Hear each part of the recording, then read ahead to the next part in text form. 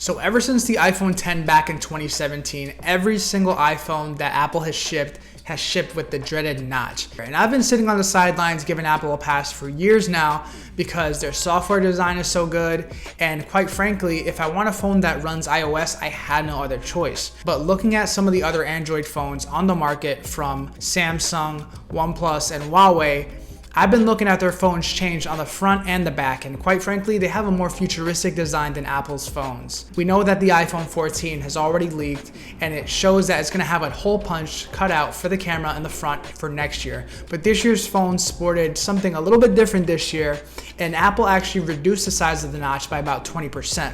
Now, I know it doesn't seem like a big deal, and out of all the Apple redesigns, going from Lightning to USB-C, changing storage sizes, changing the price, reducing the notch by 20% is something that I can't understand why Apple would do at this stage in the game. They go out of their way not to acknowledge the notch, and now this year they just reduce it by about 20%. I have no idea why they did that this year. I don't want to upgrade to a new iPhone unless I can see a drastic difference in the way the front of the phone is going to look. Reducing the notch by 20% and not allowing more notifications in the ears is not going to make a big difference for the average user. And Apple goes out of their way not to acknowledge the notch like we don't see it. Now, there is one thing I will say. When I upgraded from the iPhone 8 Plus to the iPhone 11 Pro Max, which is the phone that's filming this video right now, I thought the notch was going to be more of an issue than it actually is. Because on a day-to-day basis, the software gets out of the way and I don't notice it as much.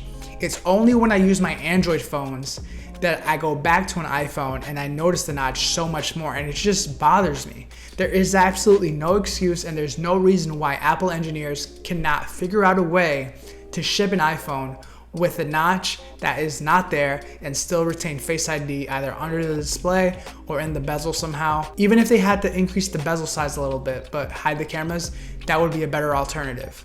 We know that the iPhone 14, like I said, it's coming next year with hopefully a hole punch or no cameras in the front, but I've got my fingers crossed and I hope that Apple can get rid of the notch next year, because the iPhone design from the front is getting long in the tooth. Going 5 years with the same design on the front of the phones is just not gonna cut it from the most valuable brand in the world. So that's my 2 cents on the notch shipping on iPhones. Make sure to click on this video right here to check out the new leaks on the iPhone 14, and check out this video so you can see my thoughts on the brand new iPhone 13 that was just announced this past week. I'll see you guys in the next one.